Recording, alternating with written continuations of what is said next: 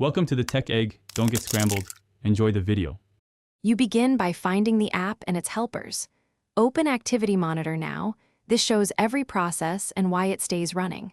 Once visible, select the main app process and try Quit. If it won't close, choose Force Quit or End Process to stop it immediately. Make sure to inspect child processes with similar names. Helpers often keep the app alive. Once done, note the exact process names for the next steps, so you can remove any lingering background instances completely. Now you remove background processes that Activity Monitor might miss.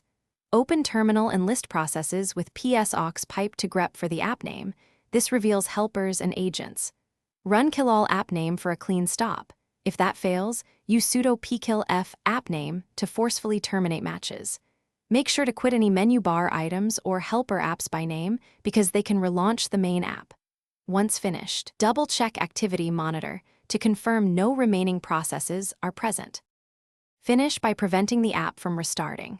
Open login items in System Settings and remove any entries that auto-launch the app. Then delete save state folders and the apps. List files in /library to stop Mac OS from restoring its session. Once done, verify in Activity Monitor that nothing remains. If the app still relaunches, reboot the Mac or boot into safe mode to break persistent launch agents. Troubleshooting tip: if it keeps coming back, check launch agents and launch daemons folders and unload any plist with launch tool. Thanks for watching. Consider subscribing if I helped unscramble your problems.